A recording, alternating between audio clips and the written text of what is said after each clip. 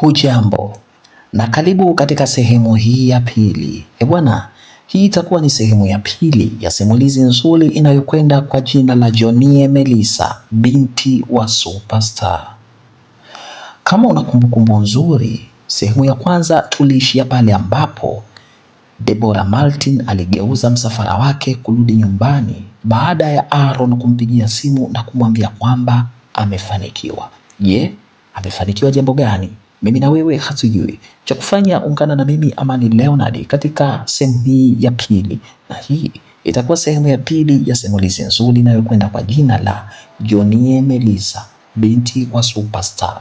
Usiache kusubscribe tu, walau kusubscribe, share, like, dondosha komenti yako. Tunapokea maoni, tunapokea ushauri pia. Napatikana kwa namba za simu 0785 082315. Mimi ni Amani Leonard na hapa ni Himaya ya Kusisimua, na hii ni Johnny Melissa sehemu ya pili. Karibu.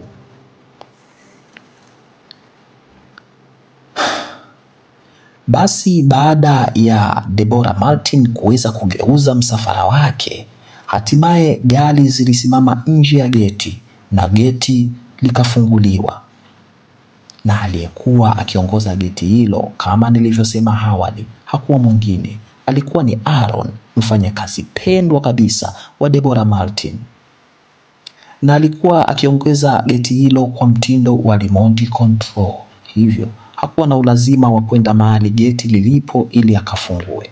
Nadhani watu wa teknolojia watanielewa. Msafara uliingia ndani na gari zilipaki, na hapo Deborah Martin akashuka haraka akaingia ndani ya jumba lake la kifahari, na walinzi walikuwa wakiangalia usalama huku na kule maeneo ya nje. Kisha moja kwa moja akanyoosha akiwa peke yake mpaka katika eneo moja aliloliandaa kwa mazungumzo binafsi yeye na Aaron.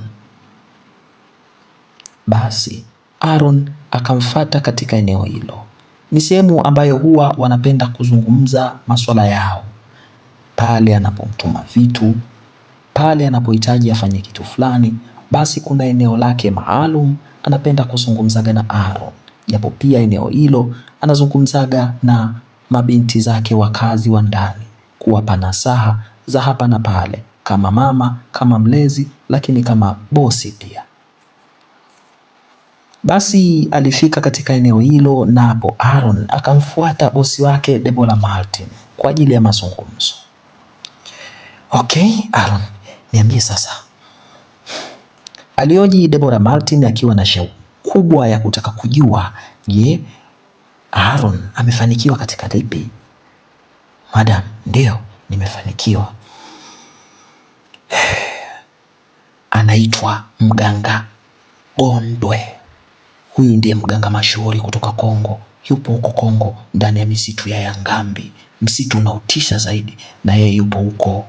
Sidhani kama itashindikana, yani sina uhakika na hilo. Ninavyosikia sifa zake nilizopewa, kufeli kwake ni nadra. Kwenye hili sidhani kama atashindwa. Naamini swala lako la kupata mtoto kwake litakuwa ni swala dogo sana, maana kwa ripoti nilionayo sio mganga wa kawaida, ni zaidi ya binadamu, na hakuna linaloshindikana kwake. Na nzuri zaidi, hataki malipo mpaka kazi imalizike.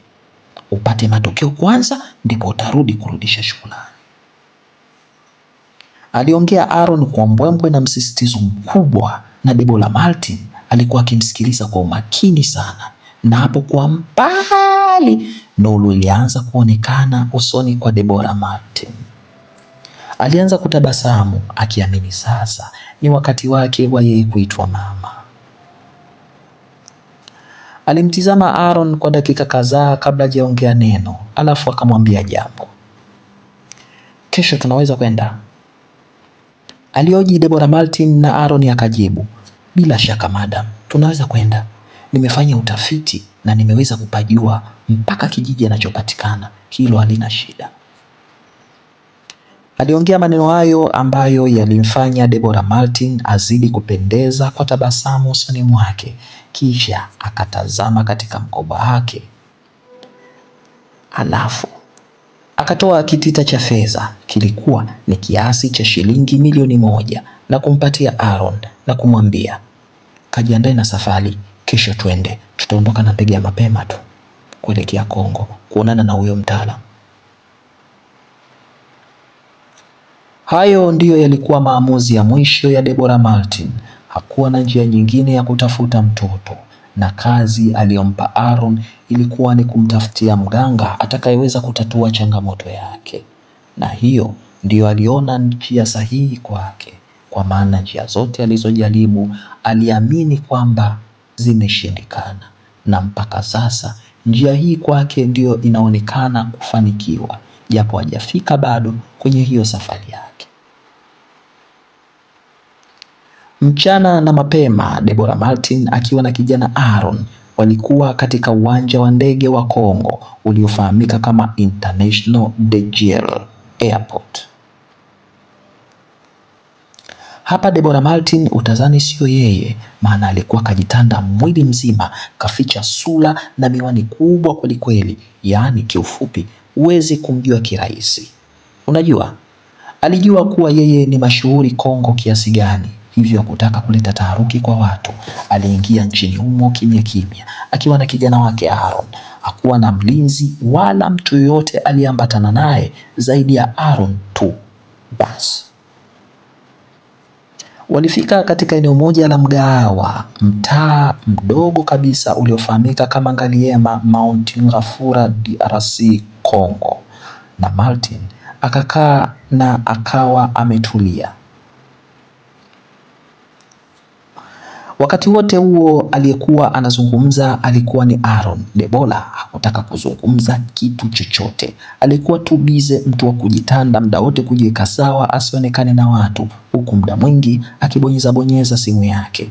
Basi Aaron alikuwa ndio speaker anaongea. Katika mgawa huo wa Ngaliema Mount Ngafura hapo DRC Congo, Aaron aliagiza chakula, na baada ya kuagiza, Aaron alitoka kwenda kutafuta taksi itakayowapeleka huko wanapohitaji kwenda kuonana na huyo mtaalamu aliyemtambulisha kama mganga Gondwe. Basi Aaron alitoka na akawa amemwacha Deborah Martin pale peke yake, na Deborah alimsisitiza Aaron kuwa afanye haraka sana, maana hana muda wa kupoteza katika eneo hilo. Basi akiwa amekaa hapo peke yake Deborah Martin, punde walikuja vijana 4 hivi wa Kikongo wakiwa wako rafulafu sana. Vijana hawa walionekana ni kama wametoka kwenye shughuli za mgodi wa kuchimba madini hivi. Walionekana ni wachimbaji wadogo. Walifika hapo wakaketi katika mgawa huo, na walionekana wameuzoea sana. Walikuwa wamechangamka sana na walikuwa wanapiga zogo kwa sauti kubwa sana, na waliagiza chakula na wote wakakaa meza hiyo hiyo alipokaa Deborah Martin.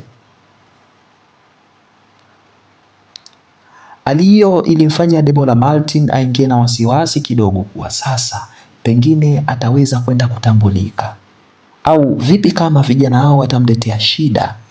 Na katika begi lake muda huo alikuwa amehifadhi pesa nyingi sana. Moja kati ya wale vijana 4 waliofika katika eneo hilo aliona hali ya Deborah Martin kuwa ya wasiwasi, na akamtizama kwa muda, kisha akamuuliza, "Anti, mbona uko na wasiwasi?" Aliongea hivyo na mmoja akadakia, "Yuko na pesa mingi wewe itakuwa." Hali hiyo ilianza kumtia wasiwasi Deborah Martin, akiamini sasa kila kitu kwake kinakwenda kuharibika. Punde vijana hao waliinuka walipokuwa wameketi na wakaanza kumzunguka Deborah Martin, huku wakiwa wanamdhihaki, wanamcheka na kumwambia awape tu hizo pesa kabla hawajaanza kumsachi, japo bado walikuwa hawajamfahamu ni nani. Deborah Martin alizidi kujitanda asionekane, lakini pia alikuwa na wasiwasi mkubwa sana, akiona sasa anakwenda kupoteza kila kitu. na asijue anafanyeje mpaka kwa wakati huo. Na bado Aaron alikuwa hajawasili.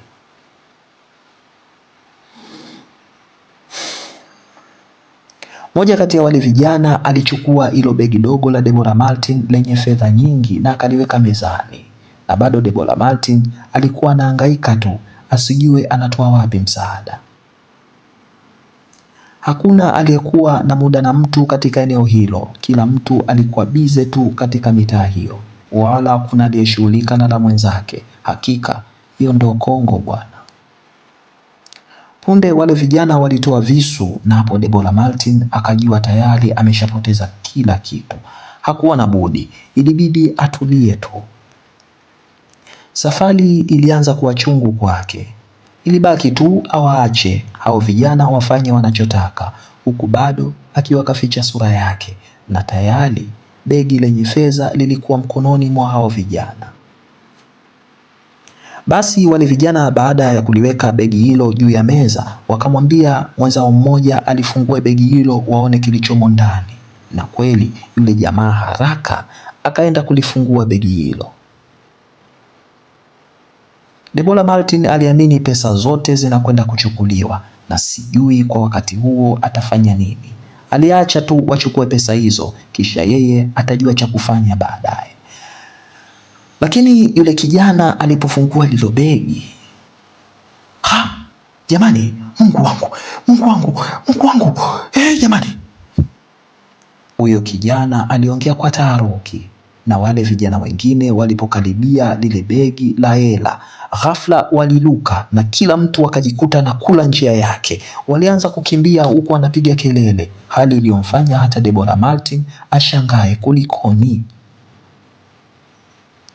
Wanakimbia hela au wameona nini? Hali hiyo ilimpa taharuki Deborah Martin, na hapo akasogeza begi lake la hela ili aangalie kilichowakimbiza vijana hao, lakini hakuona kitu cha ajabu. Zaidi aliona pesa zake tu za Kitanzania pamoja na dola ambazo zilikuwa zimepangwa vizuri kabisa.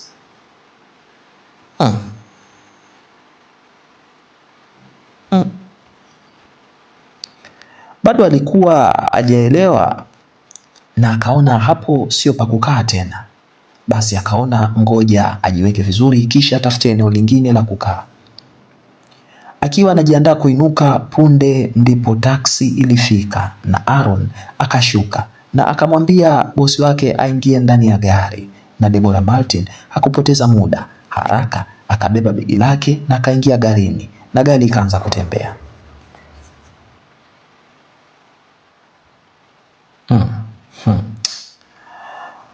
Wale vijana ni hatari sana kwa hii mitaa, hatari sana.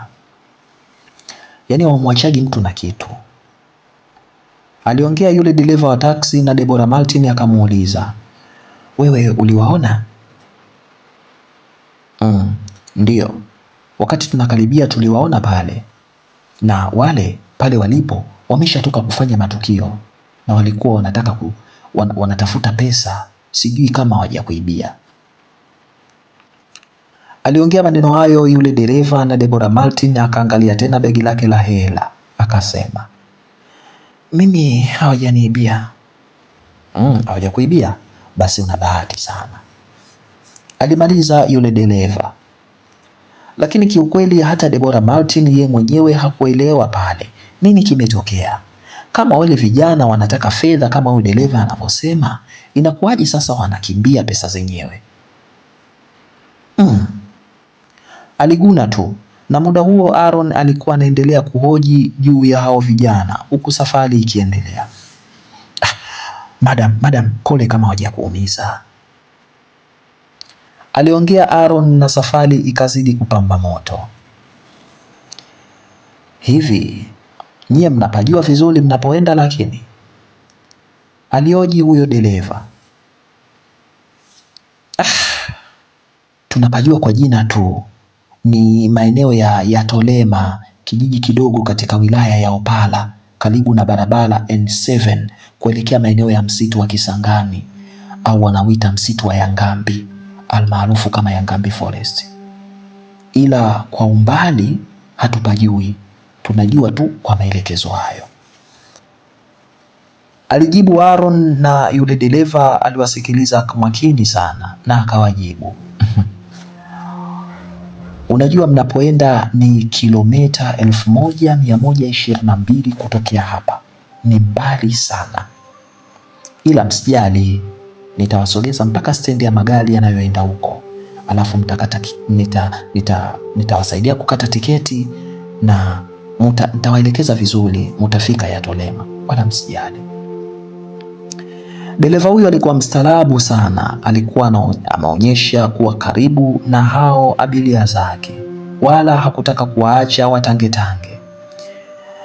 Basi walikubaliana na wakataka kumlipa dereva kiasi cha fedha alichohitaji, lakini dereva akawaambia, bado safari yenu ni ndefu sana, mkifika tutawasiliana, mimi nimewasaidia tu. Kiukweli lilikuwa ni jambo la kushangaza sana. Huu ni ukarimu gani kwa mtu ambaye anajitafutia riziki yake? Bora angetufanyia kwa bei ya kawaida, lakini amechukua fedha. Yaani hii amekataa pesa kabisa. Walibaki wanatizamana Aaron na Debora Martin, na walipofika basi katika hicho kituo cha magari, yule dereva alienda kuwakatia tiketi kama alivyoahidi, tena wote wawili, kisha akawaambia waende na safari baada ya kuwaelekeza gari la kuelekea Yatolema. Huyu dereva umemtoa wapi? Yaani tangu nifike kwenye hii nchi najionea vituko tu.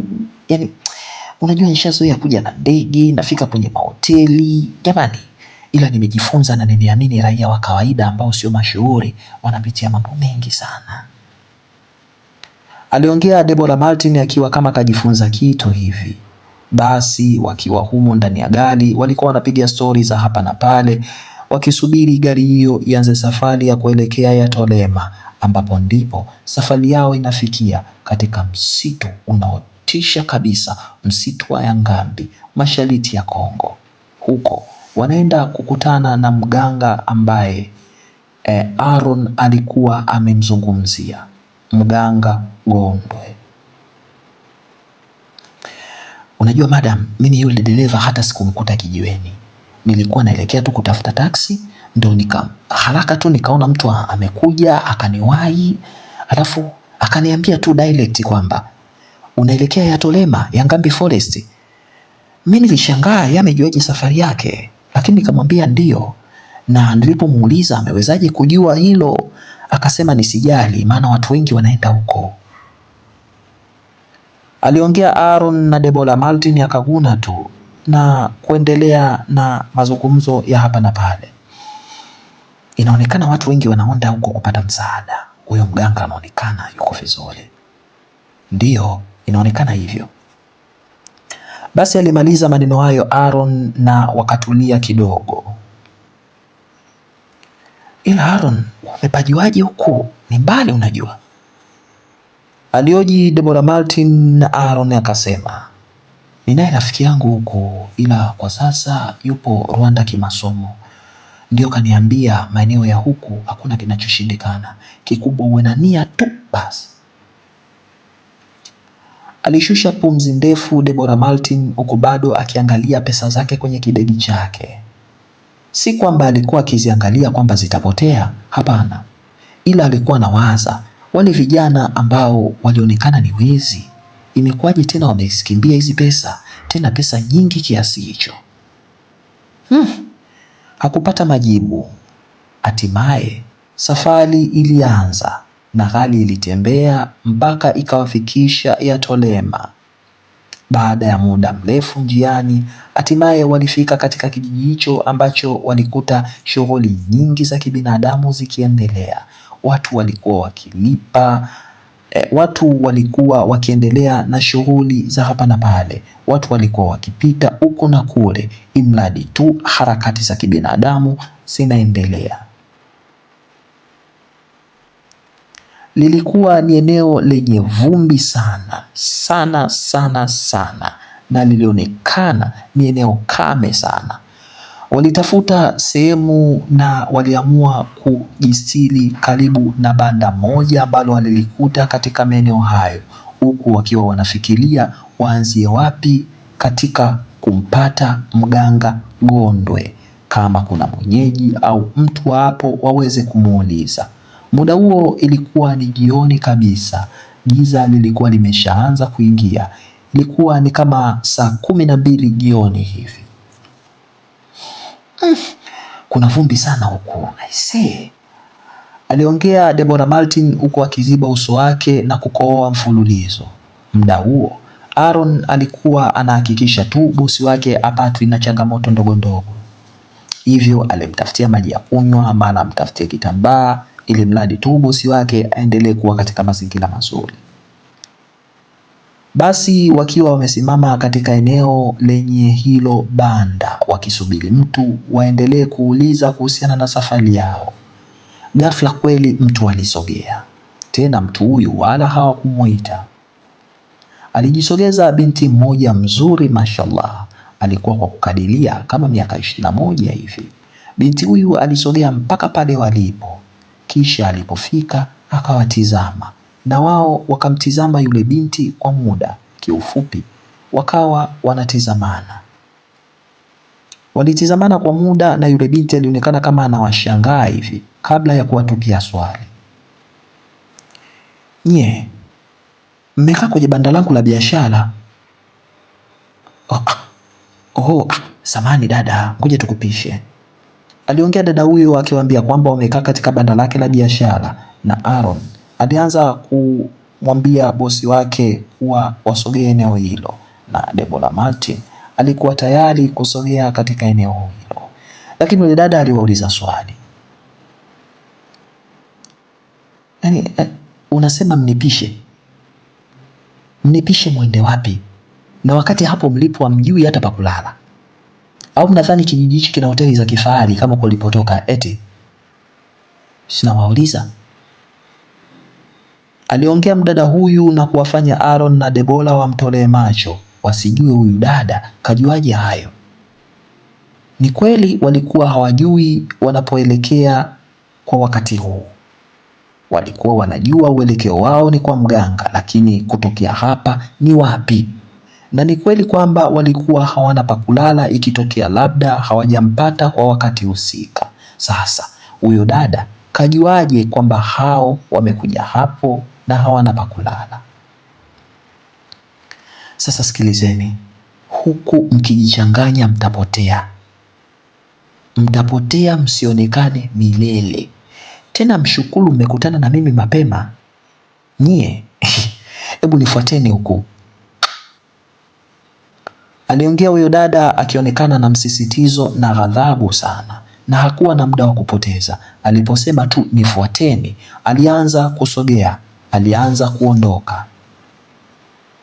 Hali hiyo iliwafanya Aaron na Deborah watizamane kidogo kabla hawajajiuliza kitu, wakajikuta wanaanza kumfuata.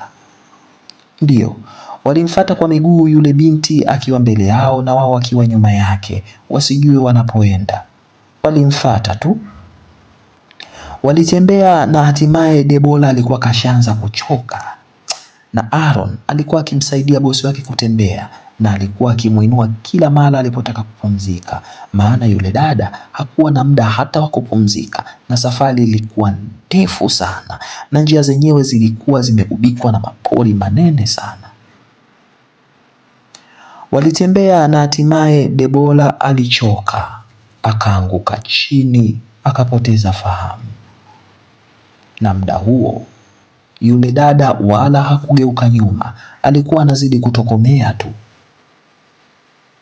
Hapo Aaron akawa amebaki peke yake, aelewi amfate yule dada au amsaidie bosi wake. Madam, amka. Madam, shida nini tena? We dada. Madam. Aliita Aaron, lakini Deborah alikuwa kimya tu, na yule dada alikuwa kashapotea.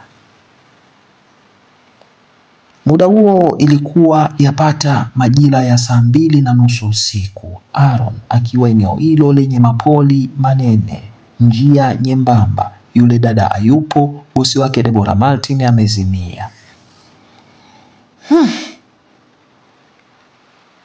Mungu wangu. Sasa madam we.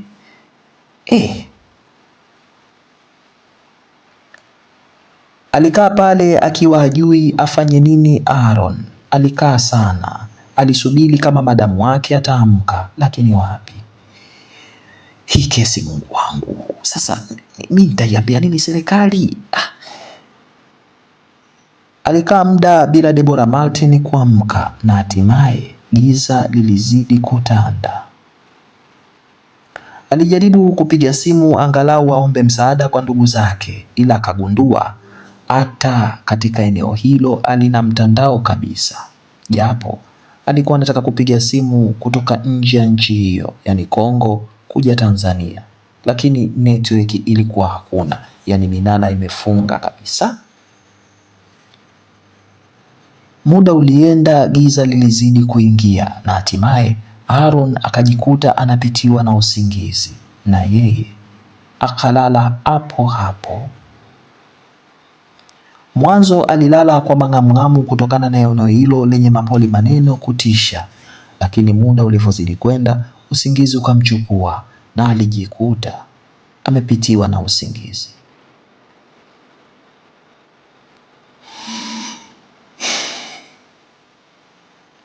Usiku ulipita na hatimaye kuna pambazuka, na wa kwanza kuamka alikuwa ni Aaron. Alifikicha macho ili aweze kuona vizuri, hatimaye aliweza kuona kilichopo mbele yake. Ndiyo, alikuwa ndani, na pembeni yake alimuona bosi wake Deborah Martin amelazwa kitandani, tena kitanda cha kamba na ngozi za wanyama. Kilikuwa ni chumba kilichochoka sana, na kilikuwa kinanukia harufu nyingi sana za udi na damu mbichi. Aliguna Aaron kabla ya kuendelea kuangaza huku na kule, ndipo alipomuona mtu upande wake wa kushoto. Alishtuka sana Aaron. Alikuwa ni mzee wa makamo hivi, yasiyopungua kama miaka 60. Alikuwa na upala na ndevu nyingi sana nyeupe. Alikuwa kavaa kitambaa cheupe katika kiuno chake, na kitambaa hichi kilikuwa ni kitambaa cha sanda. Ndipo alichokitumia kujisiri katika maungo yake. Mzee huyu alikuwa mwembamba na mkavu sana. Alikuwa kakaa kwenye kigoda, huku akiwa akashika kitu kama mkia wa mnyama hivi mkononi mwake, yaani wanaita usinga Waswahili hao. Aaron alistuka kidogo kama nilivyosema awali alipomuona yule mzee. Kisha yule mzee akamtizama Aaron, alafu akaweka koo lake sawa na kuanza kuongea. Kijana, poleni sana kwa yaliyowakuta. Asante mzee, asante sana. Alitoa pole mzee huyo na Aaron akashukuru. Aliongea huku akiwa anajikaza tu Aaron, maana mazingira hayo yalipambwa kwa mafuvu ya binadamu waliokufa pamoja na vitambaa vya rangi, yani kiufupi palitisha sana. Muda huo bado Deborah alikuwa hajaamka, amelala tu katika kile kitanda alipowekwa. Lakini hapa tupo wapi? Mbona bado sielewi? Alioji Aaron, maana aliona fika ni kwa mganga, ila sasa ndo huyo mganga waliyemkusudia, au ni kwa mchawi, au ni kwa mzee tu kaamua kuwasaidia, hakuelewa kabisa.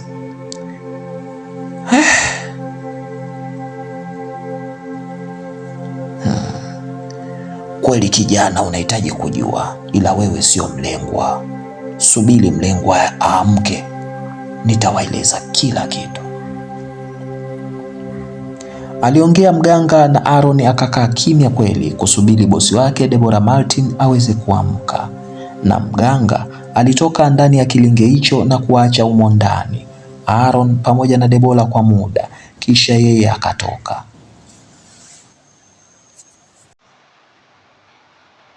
Je, nini kitaendelea? Ndiyo kwanza simulizi imeamka, na hii ndiyo kwanza episodi ya pili. Nini kitaendelea? Wameshafika kwa mganga? Ndo huyu mganga Gondwe au hapa ni wapi? Mimi nawe hatujui. Cha kufanya ungana na mimi Amani Leonard katika sehemu ya 3, na itakuwa sehemu ya 3 ya simulizi nzuri inayokwenda kwa Johnny Melissa, jina lake hilo. Mimi napatikana kwa namba za simu 0785 082315. Ninachokuomba usiache kusubscribe, like, share, alafu dondosha comment yako, tutasoma na tutazifanyia kazi. Asanteni na tuonane katika sehemu ya 3 ya Johnny Melissa. Asante.